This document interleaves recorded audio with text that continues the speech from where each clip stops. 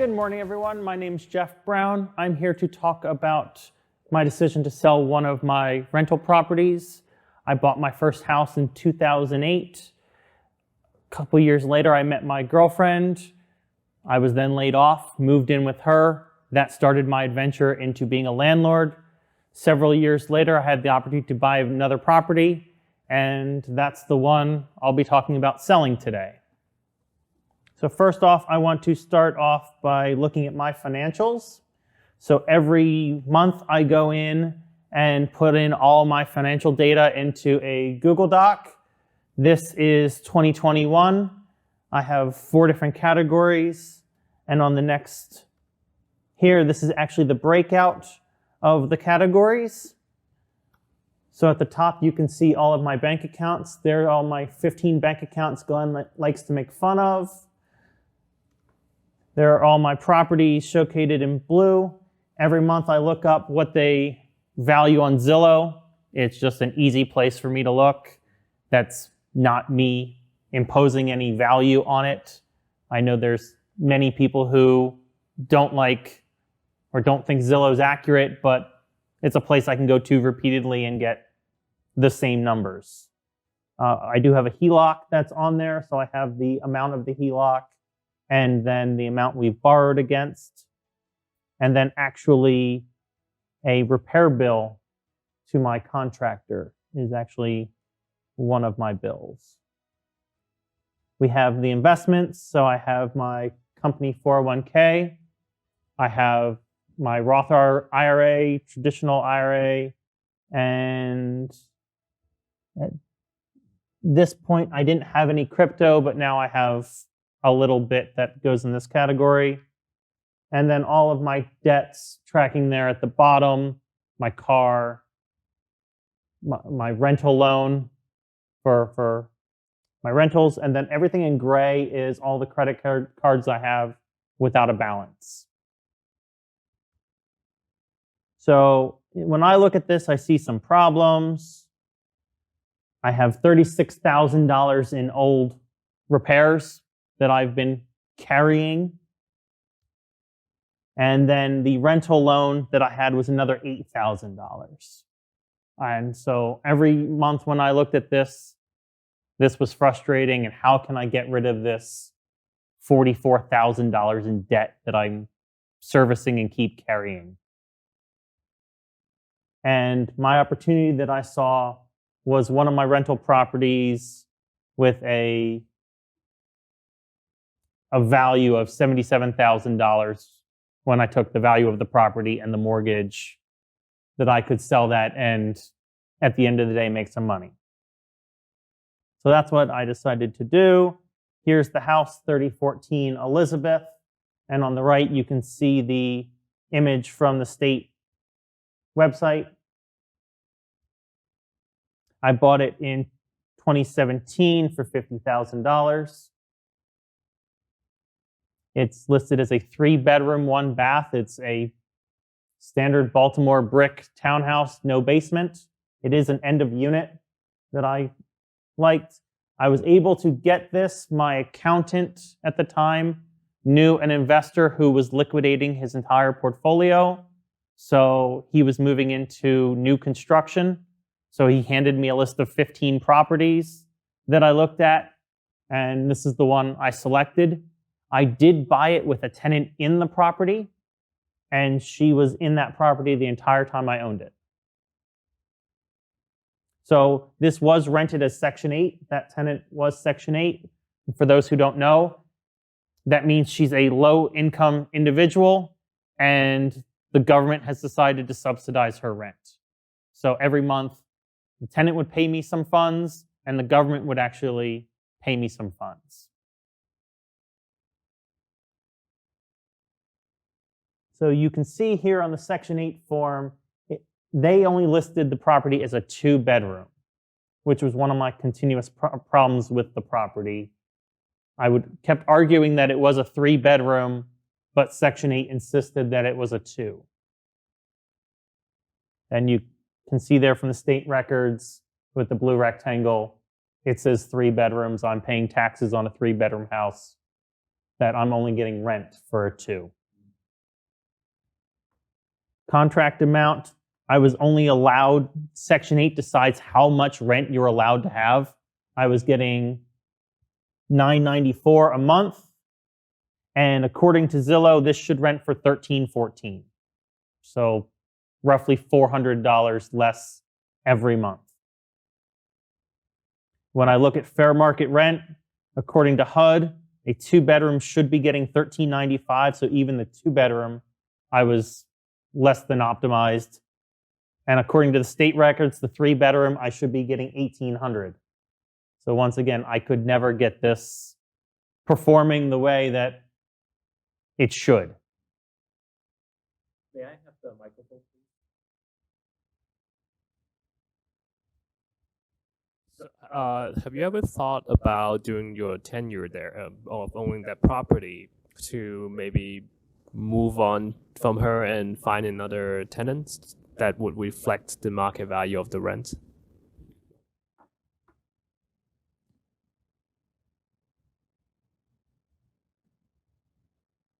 Yes.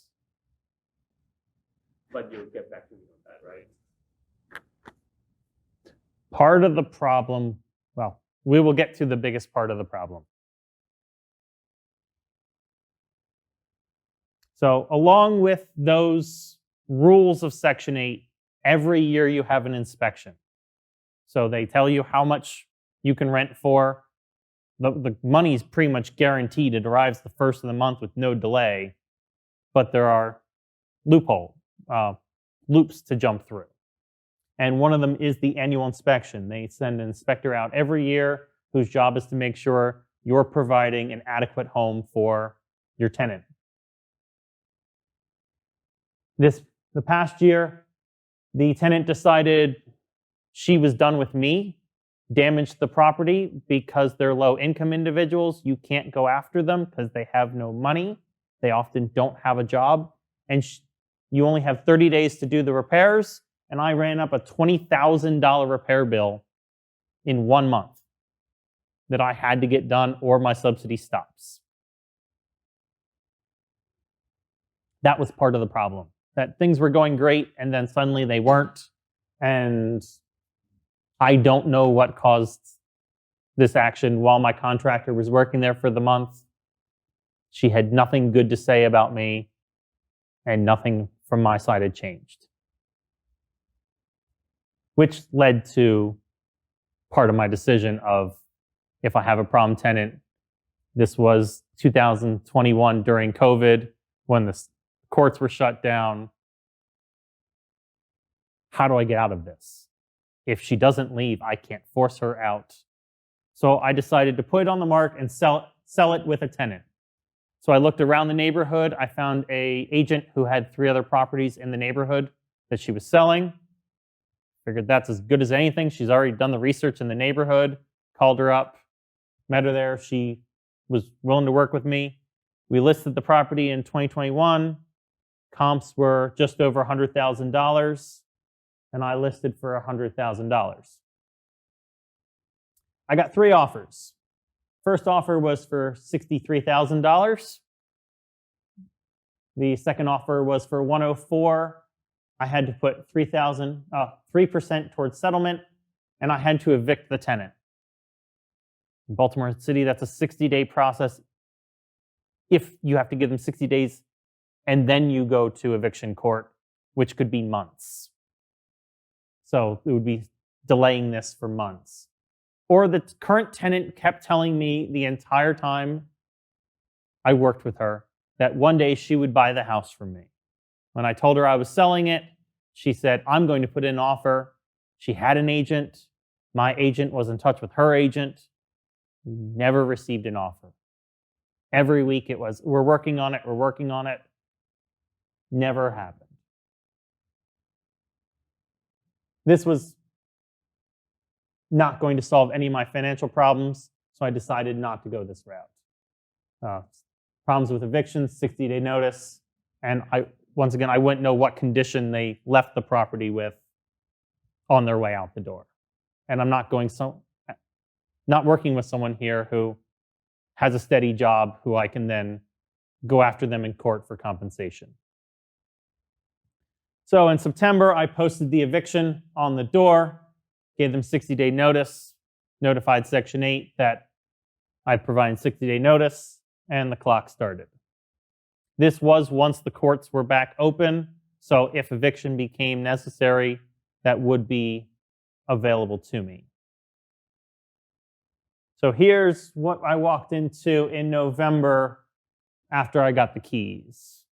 I smashed shower surround, broken window, missing closet doors, ripped up sheet vinyl in the kitchen, broken mirrors, the carpets were destroyed in every room, missing screens, a broken accordion door in the mechanical room, covering about $7,000 in damage just to get it back to where it should be. Once again, this is my bill. I can't go after her because you can't get blood from a stone. I could go to court, I could present all this, get a judgment, but I'm never going to get paid. Also, on the way out, she took all the smoke detectors down and then called the city, and I got a code violation for not having any smoke detectors in a rental property. A year before, the inspector was there from Section 8, a government agency, and found I had smoke detectors at the time. I tried to argue with the city that it wasn't me. The tenant took it down and they said, congratulations, there's a Home Depot 3 miles down the street. Go get some. The tenant removed the smoke detectors, and I had 1 month to do the remedy. So here's some of the pictures of the conditions when I received the property. She had the foam flooring mats that you often see in gyms, but the ones for kids that are all colored. Puzzled together. Yes, puzzled together. That's what was on the floor here. So the grid that you see is actually the dirt lines from where the puzzles are. That's why the unique coloring of the floor. The kitchen was in a pretty good condition.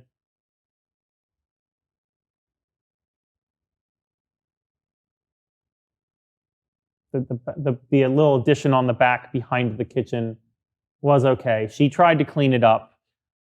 She did not leave me with piles and piles of trash, which is often what you get. So she wanted to leave. She expected to get her security deposit back.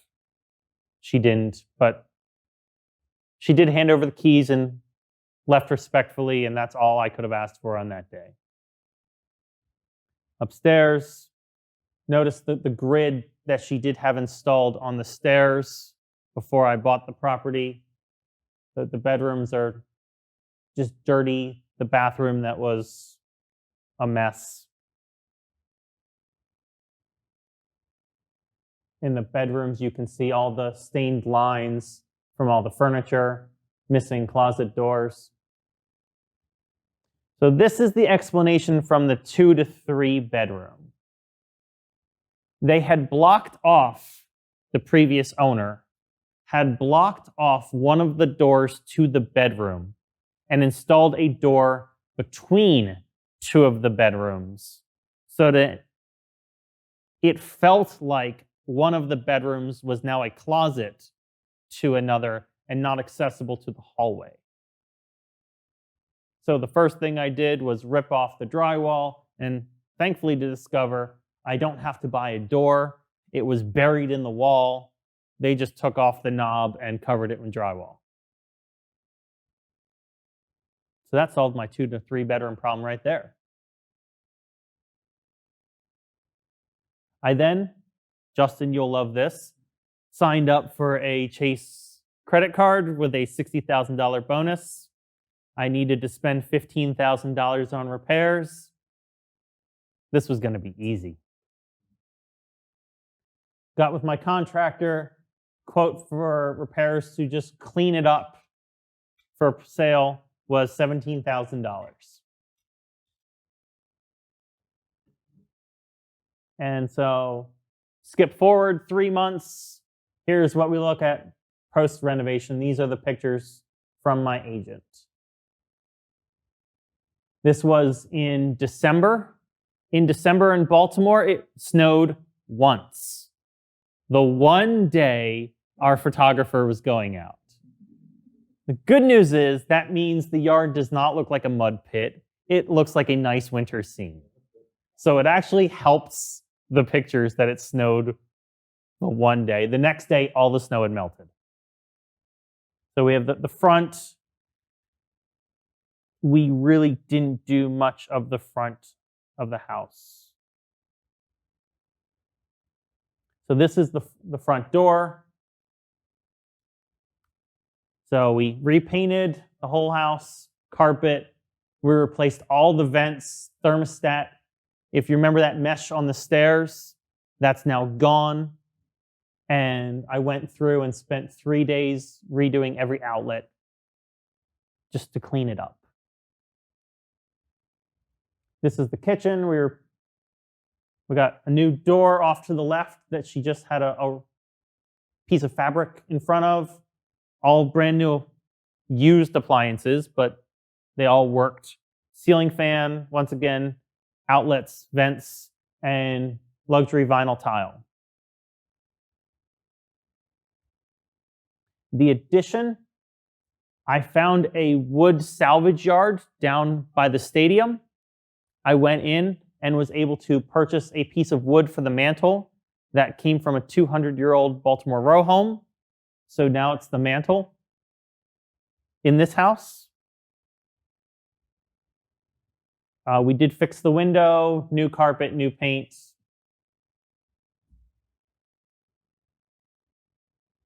Upstairs, we fully gutted the shower and did a tile.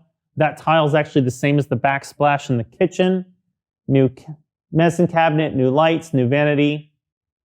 Rebuilt the whole bathroom. Bedrooms, cleaned them up. Vents, carpet, paint.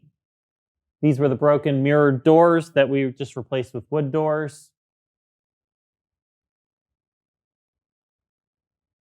Got blinds for all the windows. We kept the weird door between two of the bedrooms.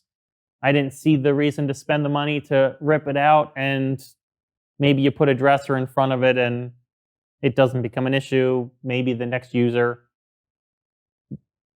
wants it.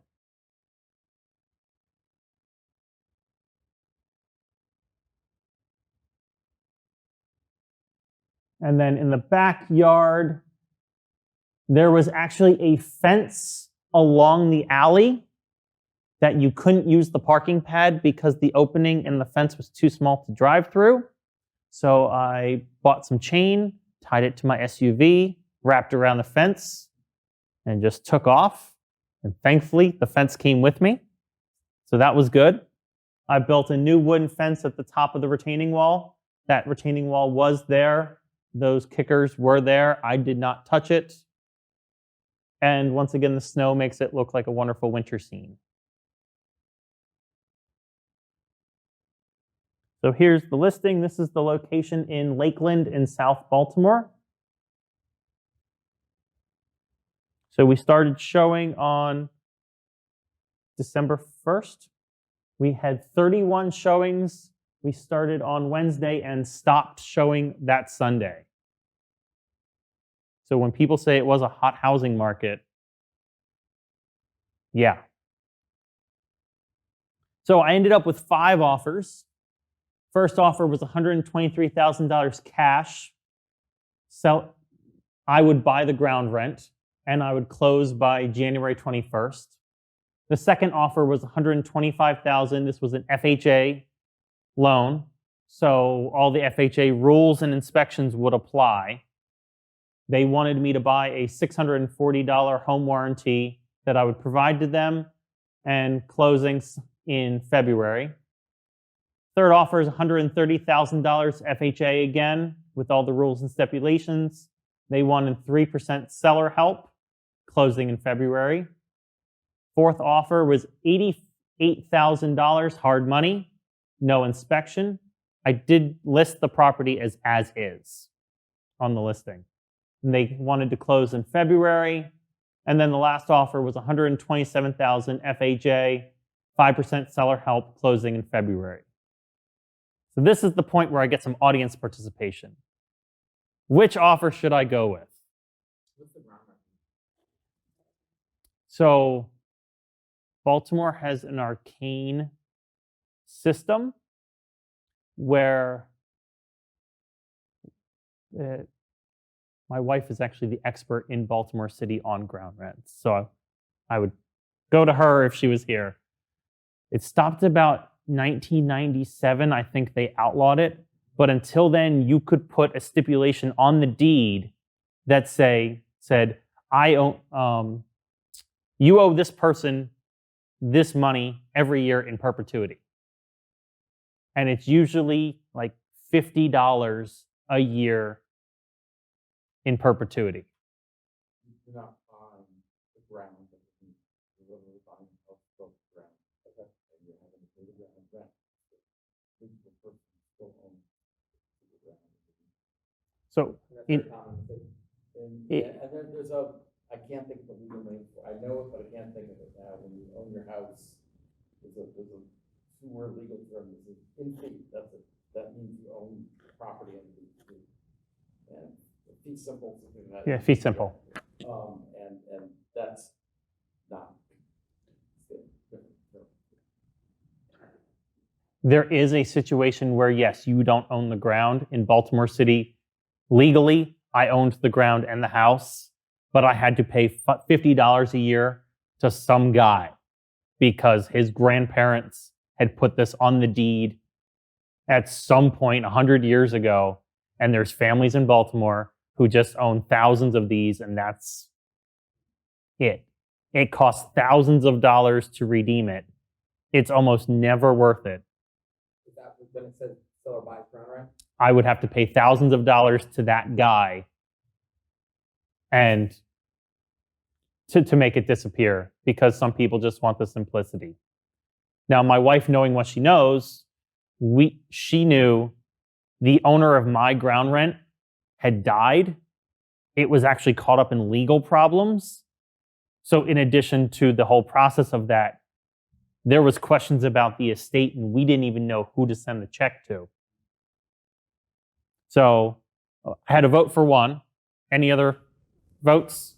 Oh, so I have a couple comments since I did own or do still own some properties. And so ground rents is again is kind of like the arcane system that you just have to pay rent to someone.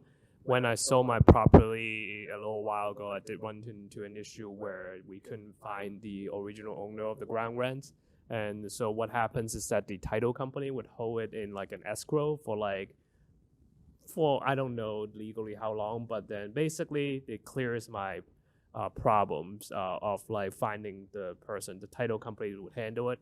The issue is that a lot of time FHAs or like some other government programs require you to have fee, basically the property free and clear of the ground rent. So it's an old system that they're trying to get rid of, and over time it will be gone. Everything will be bought out at some point. So I would say out of all the offers out there, like I was actually really surprised that hard money was one of the longest ones. So the hard money is probably the worst offers. Generally, hard money would come in with the money within a week. So the FHAs comes with a lot of the strings attached with lots of challenges in terms of like, oh, you need to get an inspection, appraisal. So our offer one is a no-brainer. It's absolutely no-brainer. Can you define what FHA and hard money mean? FHA is Federal Housing Administration, and it's usually a first-time home buyer who gets money from the government to help them with the loan, and then there is a required inspection so you aren't buying a falling down shack. There are requirements on the buyer who it can be, but for me, I didn't want inspections. I fixed it up. I didn't want to go through this process, have them come back and say, oh, now you need to do $2,000 of additional repairs. Because the inspector we hired doesn't like ceiling fans, doesn't like dishwashers. How much are you talking about for that ground rent? I'm sorry? How much for the ground rent would that, just to buy that out? I don't know. So you didn't know, you wouldn't know going into that? I do know. It was about $2,000 I agree with Alex then. because it'll come up actually. I set up for one as well, similar to Alex. It's only $2,000, you're only, it's 121 with no headaches. So to answer your other question, hard money is basically a loan shark. That you go and you say, hey, I need cash now. How much? And you get like a 25% rate on it. It may not be that bad. It's private investments. And back when banks weren't paying anything, they might be getting 10 or 12% or 14% of the money. But it's not 25 necessarily. I've never used them, but So I have a friend who's got money for projects for housing and gets that kind of rate. Yeah. That's all. So to generally, like hard money would be lent to properties that are not like traditional mortgage companies and FHAs would not lend to. And generally, like it's a properties that is in disrepair, like it needs a lot of work. So so in this example, you already did the work on it, and they offer you hard money on 80. That's that's a lowball offer. That is the worst offer of all of them, in my opinion. And to give a little bit more context in terms of hard money, they tends to be 2 points, 1 to 2 points, and the percentage tends to be about 10% to 12% on the person who is borrowing.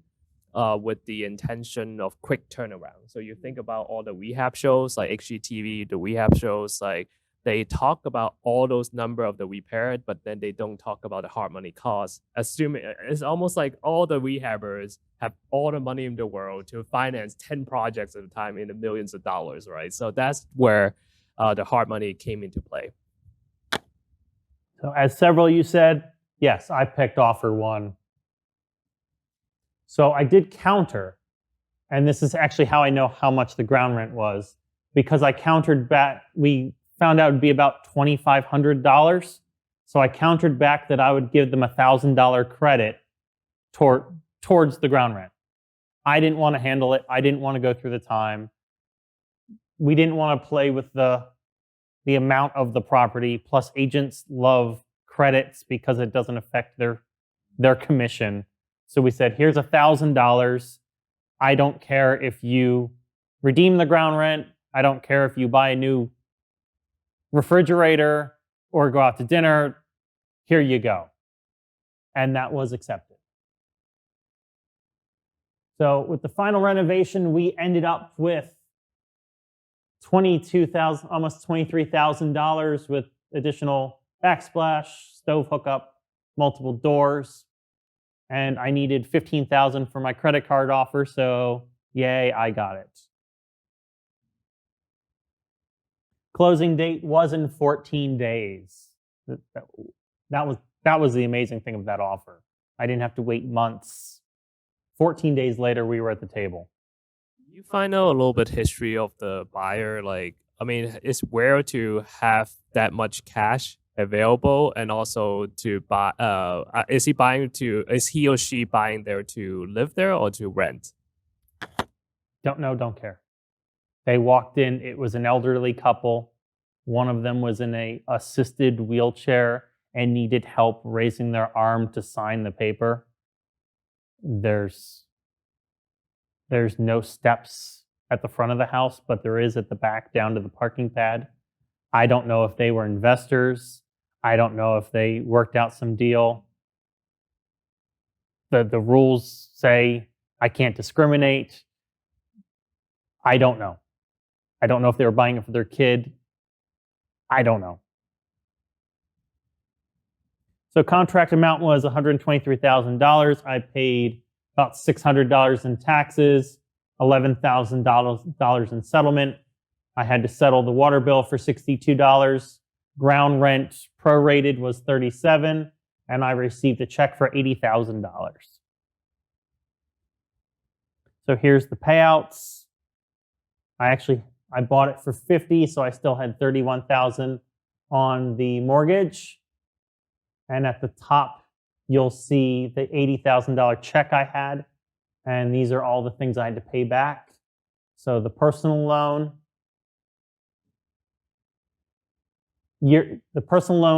came from, I had it all those debts sitting on a credit card. I transferred them to a personal loan from 20% to 5%, and there was still $5,000 on that loan. So I was able to wipe that away. So now we're down to $75,000 from my check. I had old invoices of $41,000, and this was my tracking system of listing all the invoices as they were coming in and how much I could pay them as I could. So now we're down to $33,000. I had to pay off the remaining renovation budget of $18,000. I actually tapped my emergency fund. I know we all call it an emergency fund. I know some people have started calling it an opportunity fund, which I felt like this was. So I had a $10,000 opportunity fund that I was able to reimburse. My wife was not happy that I spent some of the emergency fund on this effort. And then I ended up with about $5,000, but I also ended up with no future losses due to repairs.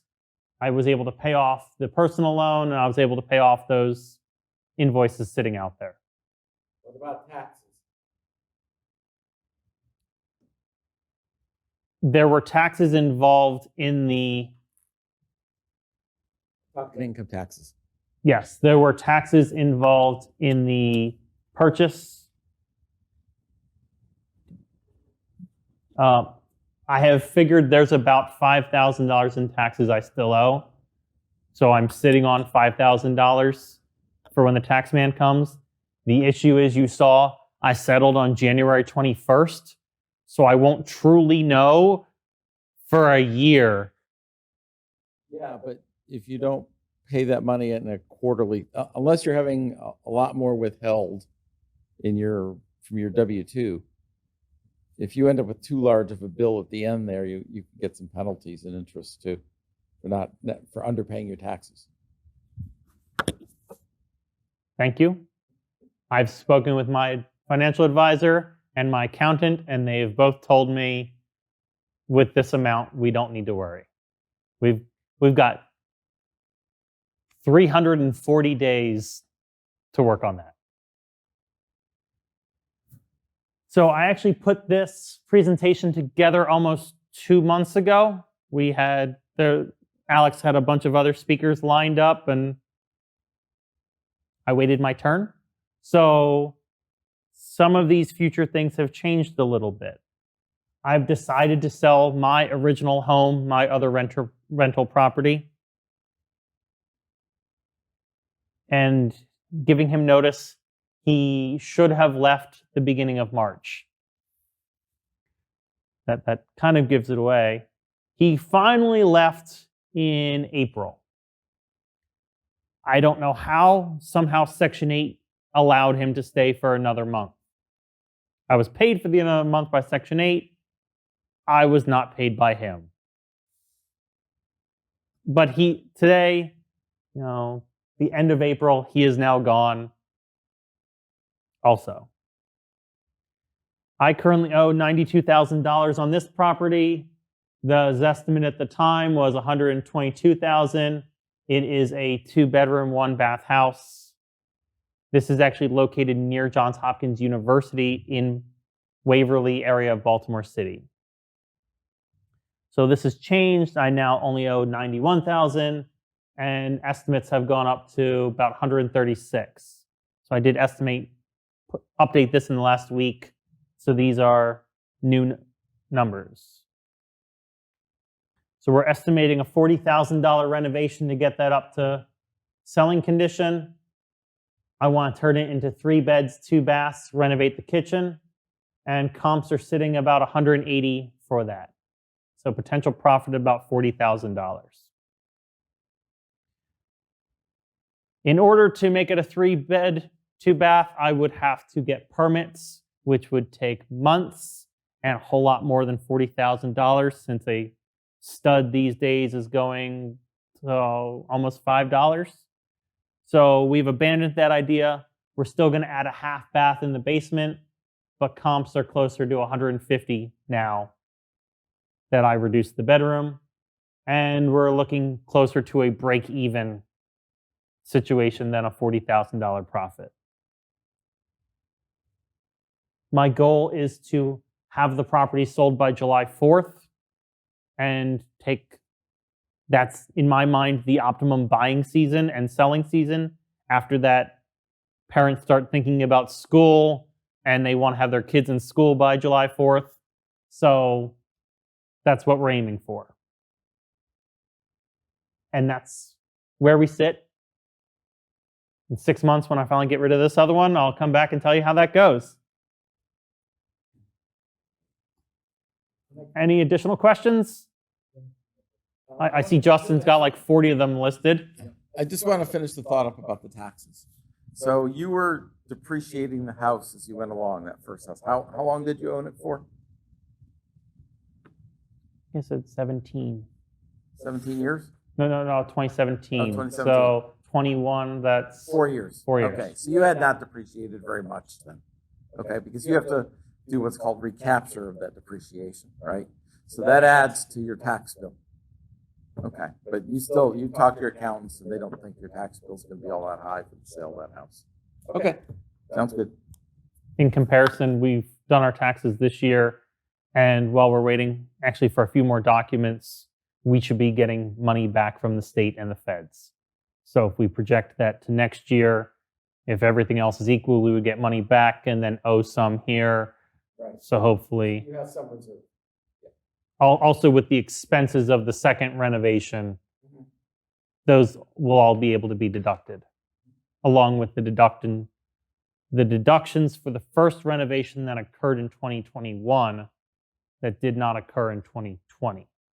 Since I did this at the end of the year, beginning of the year, tax-wise, there's stuff that falls on both sides. Jeff, your presentation was awesome. That took you a lot of time to put together, especially the now and then photo section and all that. I really enjoyed this. This is way outside of my area of expertise, so I love listening to all that. So thanks for all the work on this. Thank you. Would you? Are you going to buy another rental property? My issue with rentals has always been the capital needed up front. That to be able to get into them is so heavy. And I don't sit on that much capital except for in my 401k that I would need to liquidate. So I don't think that's in the cards. I also learned a lot about the neighborhoods these were in. These were C-level neighborhoods, if you know the grading system. A is a fancy neighborhood. A B is a nice neighborhood. C and D is where you don't want to go at night. They were Section 8. There are issues that come with Section 8. Would it be different if you bought in a tract home in the suburban area and had a family with professional incomes paying the rent and just didn't want to own? A lot of people do that. There's opportunities to make money there. I don't think I'll be re-entering the real estate game anytime soon. What got you into the first one in Baltimore City in Section 8 homes? I got laid off. But why this though? Like, how did you get into this? Did you have a friend? You mentioned that you met with a real estate person in that area, but what was the idea before that? Where did this come from?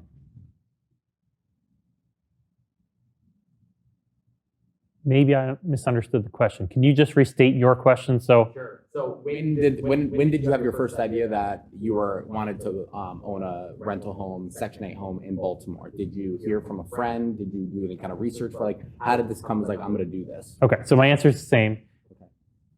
I started leasing because I got laid off and I had no other way to pay for the property. And it was hand the bank. This was in 2008 when everyone in my profession, architecture, got laid off. And I could hand them the property and hand them $40,000 or destroy my credit or find someone else to pay the rent. Find someone else. I did. I found a woman who was there for about 3 years. At times she has roommates, at times she didn't. At times I was substituting her rent. She was paying less than my mortgage, but it was paying my mortgage less than out of my pocket. And then at one point, a woman came and wanted to lease the property who was Section 8. And a lot of the houses in that neighborhood are Section 8. And so she wanted to lease. She had a voucher from Section 8 that she had been approved. I needed a tenant. She was a great tenant.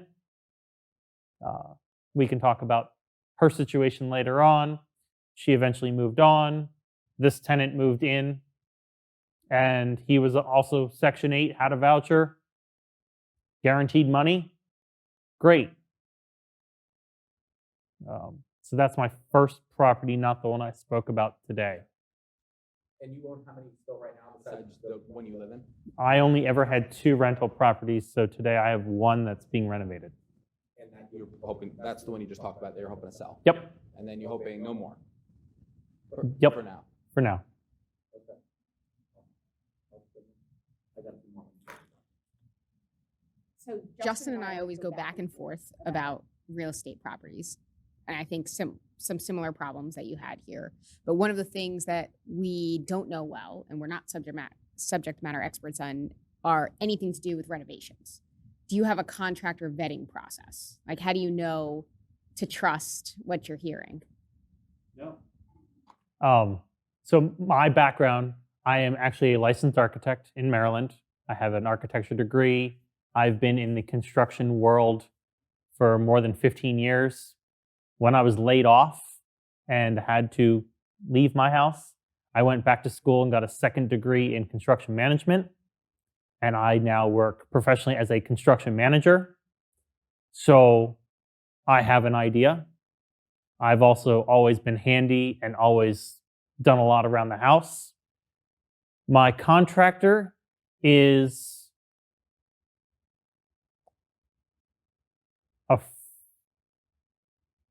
a friend. There's a bunch of connections how we got it. I was doing a renovation and I needed a plumber. I called him up. He came over. He worked on the project, paid him, and he's just been working with me for 10 years.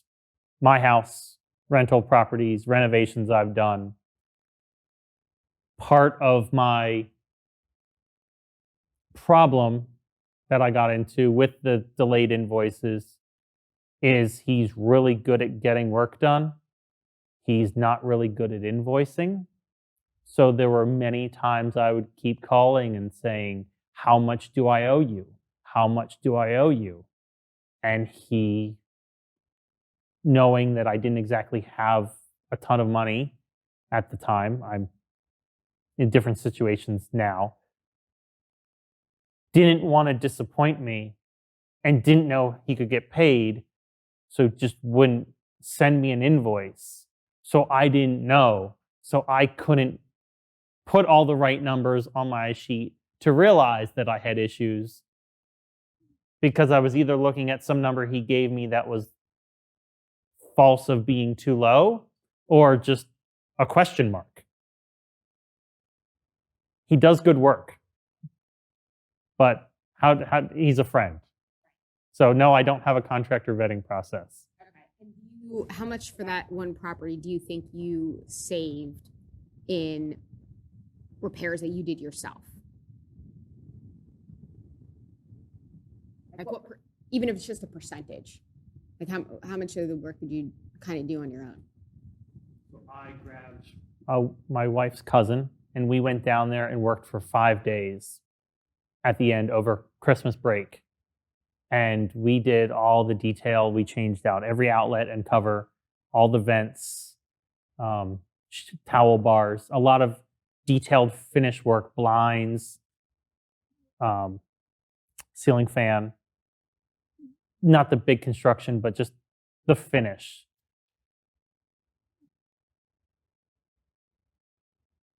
I think the easiest way to do that would just simply some math of $15, $50 an hour times 2 guys times a work week of 40 hours. That's 40 hours times 2 is 80. If you're paying someone, you're going to be paying overhead and other costs, so call it $50 an hour. So we're at 80 times 50 is $4,000 plus material. So double it, 8 to 10,000, which didn't feel like it. And I still had to pay for the material. So maybe we're back to that $4,000 number. And also with the great resignations, I mean, a lot of I have friends who are real estate investors and they have trouble finding guys. I mean, so when you talk about the time where you want to list the house, I assume to take advantage of the real estate market, ASAP, to do the job that you wanted to get done, to do it at the level quality that you will get done. I think it's challenging to get that, to get a contractor to do everything like that without costing a lot of money. That's where we actually sit in a very interesting place here. April 23rd. I have contractors I work with professionally who tell me they have crews sitting without work. My contractor on this project has told me he has 5 different drywall guys he goes to. 2 of them have called him saying, I've got crews sitting. You got any projects we can work on? I sold this first house the beginning of this year, January 21st. So November, December of last year, it was difficult to get crews in. It was difficult to schedule that tile guy, that drywall guy, that painter. It was hard. Now, in the last 2 weeks, they're calling. Is that because interest rates went up? Is that because the housing market's slowing down? I'm not an economist. I don't know. But professionally and in my side gig, construction is slowing down dramatically. I am not an economist, but I do have an economics background, and I do look at it I have to look at it for my job. I think supply chain issue also play a role. Like when you don't get the supply, then it affects projects. And in real estate, you just have so many components and things you need to kind of work together. It's almost like gears working together. So if you don't have that one gear, then things don't work well. So supply chain might probably play a role. Higher interest rate play a role as well. And supplies, people are just not enough houses to be renovated. It's people are still not moving out of their house, so there's no less of a demand for renovations. Whereas last year it was maybe strictly labor related, as in people are worried about COVID, they don't want to work, they don't want to be out there working, because you meet a lot of people every day, you're in the construction business.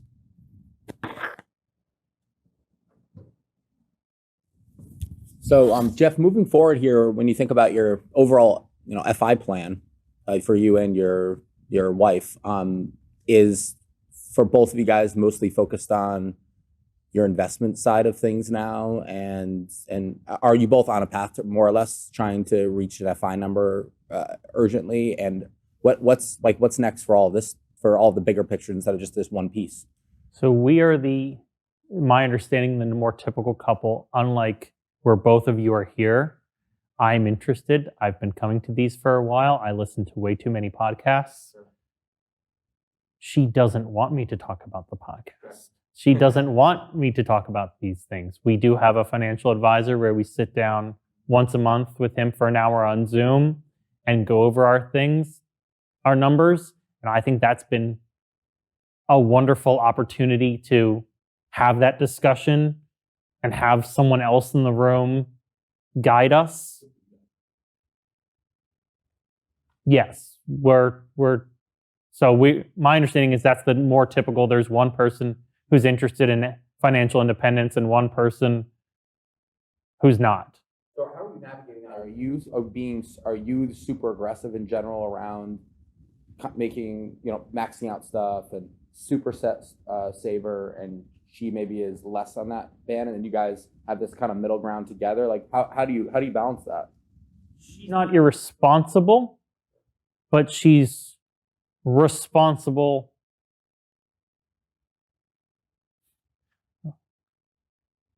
without doing the homework. You can just be a saver without listening to Choose FI. You can make smart decisions and shop at Aldi instead of other grocery stores without reading Mr. Money Mustache.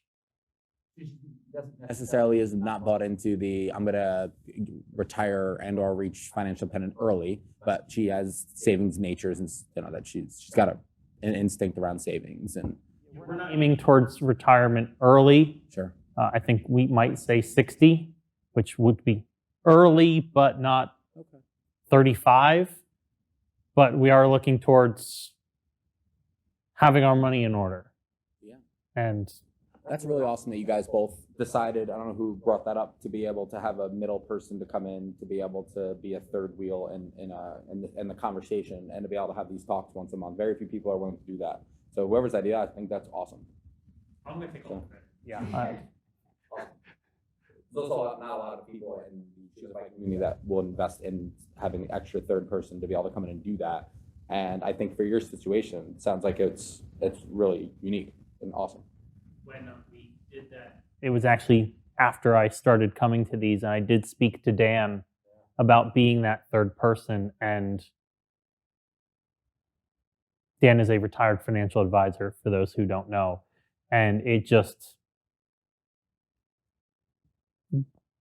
we felt it would be better to have someone who was active professionally, opposed to someone who had just retired from that role, who had what was in a firm, who could go talk to other people. And so once a month we sit down via Zoom, we talk about stuff. Oftentimes we veer off into some category we didn't know about, but at least we're talking about this issue that would not have come up otherwise. I'm curious to know what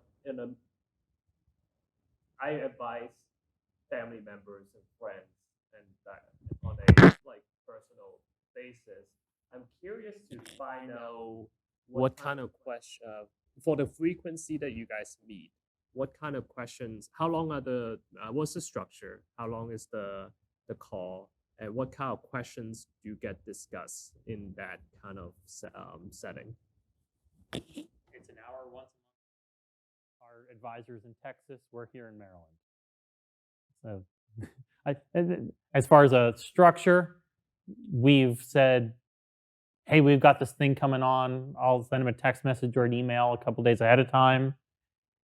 He does seem very focused on, hey, let's check your retirement. Hey, let's check your retirement. Let's check your retirement. Well, my situation is my wife works for the government. She's got a pension. When she hits her age, the pension's guaranteed as long as the government agency's around. I now have a very good job. I'm saving every month. I am not maxing out my